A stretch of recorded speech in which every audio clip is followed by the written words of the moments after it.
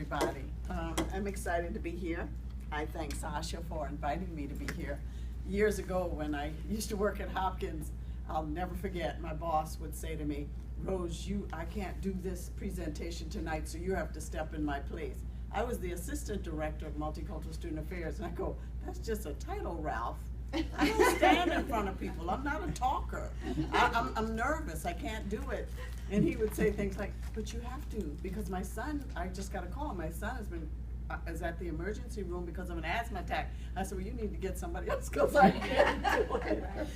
But you get pushed and prodded to say, this is your gift. You're good at it. You don't believe it. I'm like Moses, and I really do think of myself as Moses when he was asking God, I can't do it, I stutter, I'm not good at it, call somebody else, I don't have the talent or the skill. But you find as people push and push and push you, that you begin to believe it.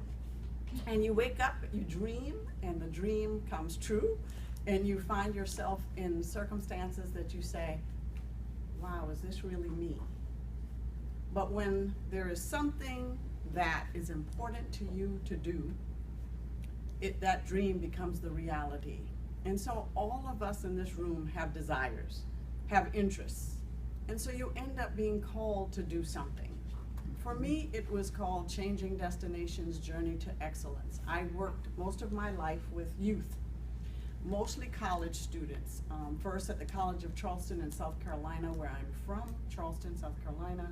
And then George Washington University in DC, and then Johns Hopkins University for 16 years. And I what is called semi-retired from Johns Hopkins.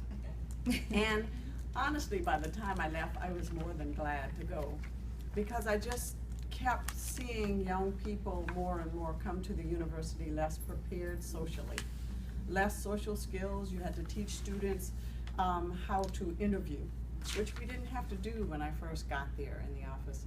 And then you had to teach them how to dress for an interview. You had to teach them that you don't pull out a cell phone in the middle of a conversation with the dean, with myself, or anyone else for that matter. And so social skills were lacking. I'm like, okay, what's happening to students before they come? They used to come as leaders. And now they're not coming as leaders. You have to teach them leadership skills. So leadership skills, student development became very important for our office and for a number of staff at Hopkins. And I found myself, the more people said this needs to happen, the more we sat down and talked about why aren't students coming more and more prepared, something started churning in me. We did a project through the Digital Media Center, and so we collaborated. And I was asked to, with Joan, to lead an intercession class. I knew very little about technology, but Joan was skilled at it. And so she was the director of the technology lab. And what we put together was this component where students for 3 weeks would come out of that experience with a video of themselves teaching others about what impact they had in life that changed their lives, whether it had to do with race or whatever. And those videos we showed all around the campus, and they were just so impactful.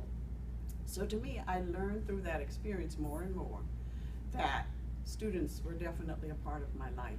And that was my thrill. That was my high. Being a part of students from all over the world was a joy for me. And so that's how more and more something started happening in me to say I could do it in a bigger way. I could do it with something with my name on it as the leader of this organization.